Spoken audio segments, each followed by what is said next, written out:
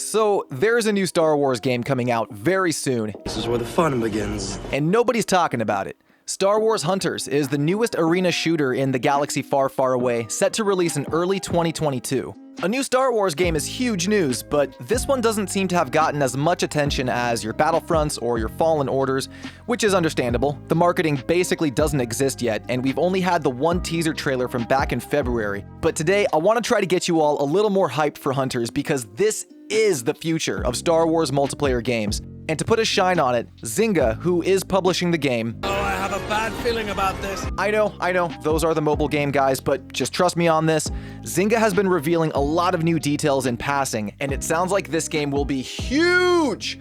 At least bigger than any of us thought.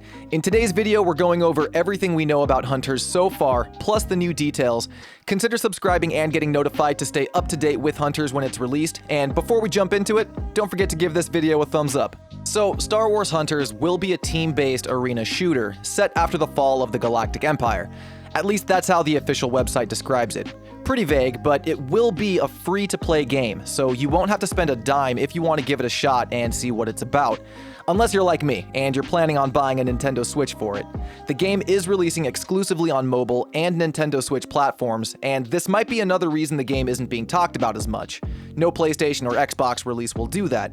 But it still gets a console version on Switch, and it's aimed to drop early next year. The game is advertising a brand new cast of characters into the Star Wars universe, and in the very little marketing we've seen on the game, they seem to really be putting a lot of emphasis on these new faces. New bounty hunters, rebel heroes, and Imperials, all new characters and Star Wars-inspired locations. New faces, including a Wookiee warrior and a mysterious red lightsaber-wielding fighter. They're really drilling home this idea that the characters are new, and that's cool by me, man.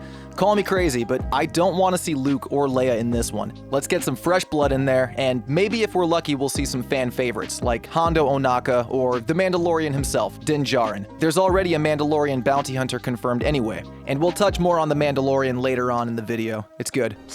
In the trailer, we got to see some of these new faces, but no actual gameplay, so we're still in the dark on that front. But the curtain is slowly being pulled back. Just last month, we got some crazy new details directly from Zynga's higher-ups about Hunters. And guys, this game is about to be way bigger than we thought. Maybe not quite Battlefront levels of big, but it's got the potential. So last month, in August, Zynga had their earnings call, where they went over how well the company's doing and discussing plans for future projects. And Star Wars Hunters actually had a significant part of that call to itself, and we learned some new details directly from CEO Frank Gibo. I hope I didn't butcher your last name just now, my dude. That one's on me. But during the call, he was answering questions about Hunters' production, and he had this to say. Star Wars Hunters has been hitting key production milestones in development and will soon enter soft launch on mobile in select test markets in Q4. The title's multiplayer, action-oriented, cross-platform gameplay is generating exceptionally positive initial feedback, and we're building on this momentum by creating new features and modes within the game. This guy likes a lot of big words, but right there, he's confirmed that the game will have multiple game modes and features. Very cool to hear, since a lot of people don't expect that from mobile. This also confirms that we will see this game before the year is over, since they're planning on doing the soft launch in Q4. A soft launch is basically just a beta testing phase for mobile games. And on that note, bad news if you live in the United States, chances are the soft launch will not happen here, but you might get lucky if you're in Canada or Australia, which are usually major territories for soft launching games. On top of that, the soft launch will only be on mobile platforms, on iOS and Android, since it's harder to soft launch for console. But Frank really goes into the crossplay aspect of Hunters. He says, we never want to release a game that is not crossplay capable, like where there's a mobile version that can't talk to the Switch version, for example. From the very beginning, we want these games to be fully interoperable, simultaneously playable, and at a quality level where one doesn't look like an afterthought. This dude really likes big words. It's going to be really interesting to see what the testing material tells us in Q4. We're adding a lot of new features because of the early response that's been so positive on iOS, Android, and Switch. So it sounds like Zynga's been doing a lot of internal testing, and the feedback sounds great. So they just keep adding more to it. This sounds awesome. This is the best Star Wars gaming news we've had in a long time. And believe me, it gets even better. Check this out. Frank was not the only Zynga executive talking about Star Wars Hunters last month. Bernard Kim, who is Zynga's president of publishing, also revealed some crazy details about the game last month, including the specific time period that the game is set in and the total players that the game supports. He began by reiterating what Frank said about the soft launch in Q4 and the crossplay capabilities, but he also revealed that the game will be set, quote, during the time of The Mandalorian, and that it can support a total number of 30 players, which is way bigger than I thought. But it's set during the time of Mando? That raises some eyebrows and some questions. Like, will we see Mando himself in the game? I think it might be a possibility. He's not an all-new face, but he's pretty new to Star Wars, I think it counts. Or hey, even the likes of Cara Dune or Greef Karga. Let's get IG-11 in there. Let's just make it a free-for-all Mandalorian brawl. And with 30 total players, dude, that's a lot bigger than I thought it was gonna be. When the game was first announced as an arena shooter for mobile, in my mind, I imagined a small-scale squad versus squad type thing. Maybe like a 4 versus 4 or a 5 versus 5 team battle, like Counter-Strike or something like that. But no, Bernard Kim is making this sound almost like a small-scale battle royale.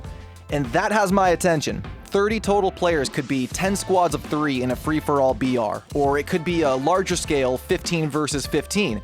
And that might just be for one mode. As we mentioned already, there will be multiple modes added to the game. The total player reveal actually makes me think the game will be huge, and it could be the next big team battle game, alongside the likes of Apex Legends, which is also free to play and offers really deep gameplay. On that note, I want to touch on the fact that this game is free to play. That's going to mean microtransactions. There will be stuff that you can purchase in-game, and that's okay. That's the business model. If you put your game out there for free, you're not making any revenue from the game itself, so you're gonna have to use microtransactions or some other kind of monetization.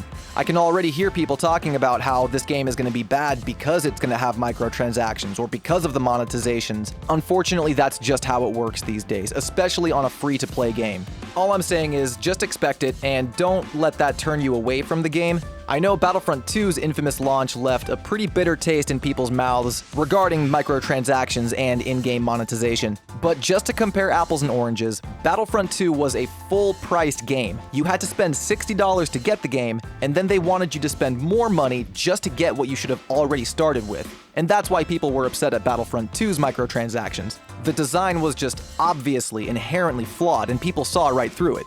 But we get to download Star Wars Hunters for free $99. I'm gonna be throwing a couple dollars at the store for sure. But that's all the news that we have today for Star Wars Hunters. Thank you all so much for checking out the video, guys. I am hyped for this game's release. 2022 cannot come soon enough. I think that is the fresh start for Star Wars gaming.